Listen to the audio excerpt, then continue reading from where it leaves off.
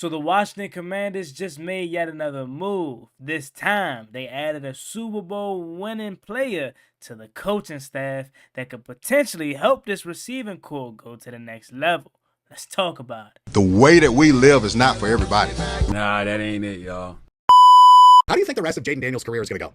If we're, 6, 7 games into Jaden Daniels' career and he's already milking injuries? Please stop saying my name, you dick riding bastard.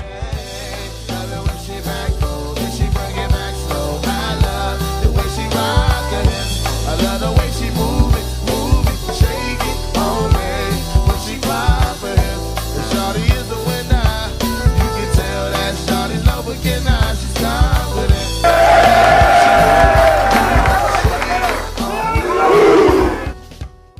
YouTube, what's going on? It's Juan Gotti here. We have the Washington Commanders video, and in today's video, I'm coming on here with the video where we're going to be talking about the Washington Commanders just making yet another move and boasting this coaching staff. So without further ado, let's get straight into today's video. Before we do, make sure you guys go down below, leave a like on this video, subscribe to the channel if you are new, turn on post notifications so you get notified when I upload new videos like this to the channel.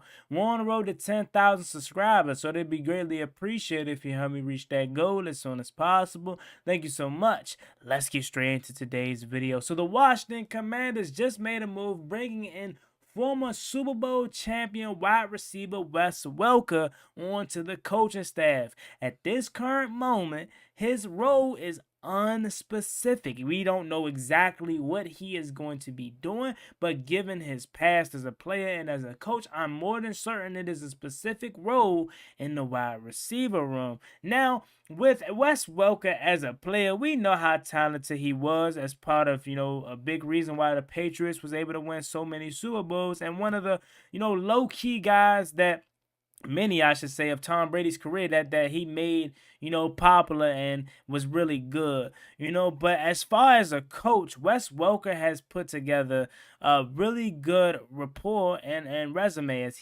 was with the Miami Dolphins, he was with the 49ers, and a slew of other teams where he helped out their wide receiver room and was really a good asset to the offensive side of the ball as far as a coach.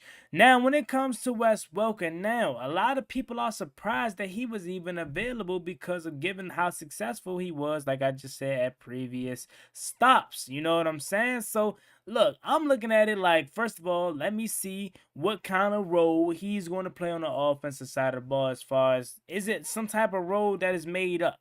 Is it some type of role that we are known to have open, and is this a role that he has had in the past? We really don't know, but I think what's exciting about it, and I'm just gonna be completely honest, it's a name that we know and recognize that's here on the coaching staff. It isn't nobody out of thin air. I'm gonna be real with you and give it to you how I always do, and that's just real honesty. If this was a regular move and it said we're hiring somebody that we don't know of to an unspecific role, I probably wouldn't have made a video on it, but it is freaking Wes Welker. Let's be completely honest about why we're talking about it right now. Now, people is already trying to see what are some big reasons why he was brought in, and someone by the name of Ryan Fowler on Twitter says Wes Welker, he loves the move, and he's coming in specifically for Luke McCaffrey as he works into year 2 inside/outside versatile with excellent separation metrics from his rookie year,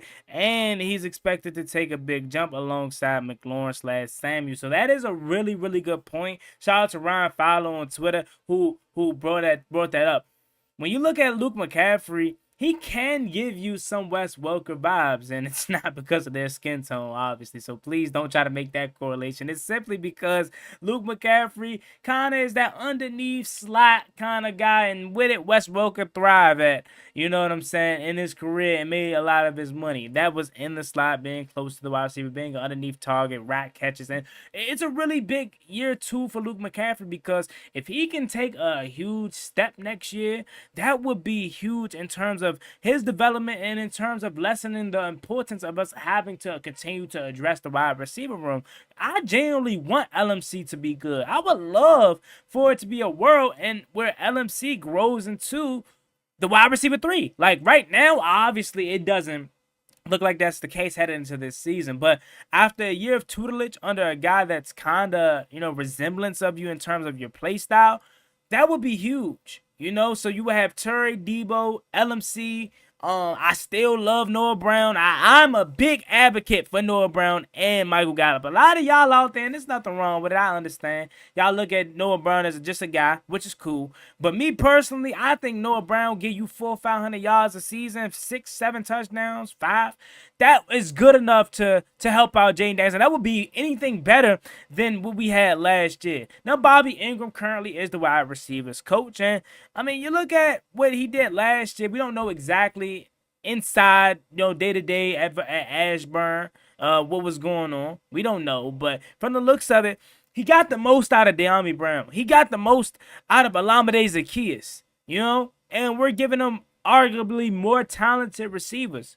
Noah Brown was posing as our number 2 receiver at times last year, and he was really solid, came up clutch when healthy. So you add better talent in terms of Debo. You bring in Michael Gallup, who I think is really good. He is itching to get back out there on the field. He is a year removed, and he's playing with a chip on his shoulder. He's a former 1,000-yard receiver. You can't sit up here and tell me taking a chance on Michael Gallup isn't huge. Now, again, Wes Welker as a coach. 2 pretty much known stops. In Miami, he had Jalen Waddle, Tyreek Hill.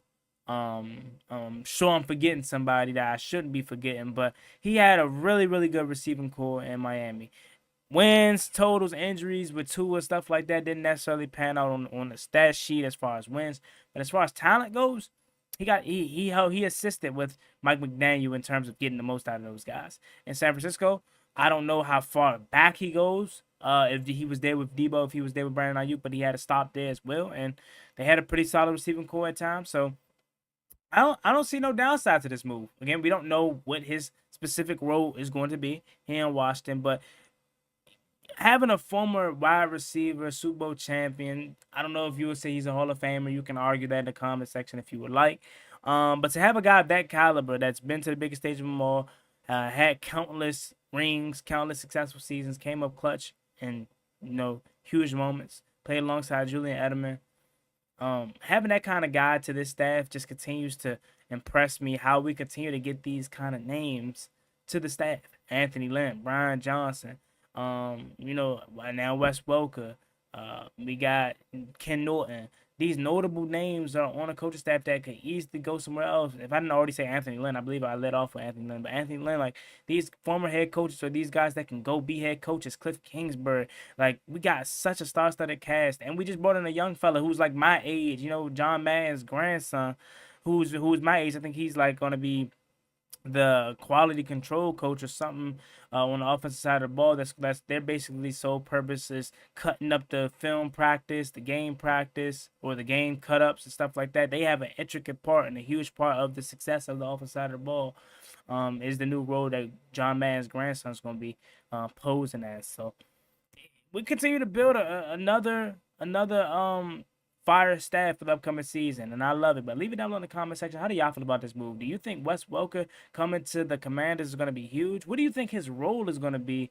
Or do you think, Juan, you're getting too happy? It's just another name. Just because it's Wes Welker, you think he's going to be really good? Leave your honest thoughts down below in the comment section. As always, me, boy, Juan Gotti. Make sure you like, comment, and subscribe to the channel. On road to 10,000 subscribers. We really appreciate it. We reach that goal as soon as possible. Thank you so much. Y'all have a blessed, stay safe, be easy out there. Peace. Never gave up on me. Ballin' like I'm Deshaun, throw the bomb, G. That's IG, my jersey never seen a lawn.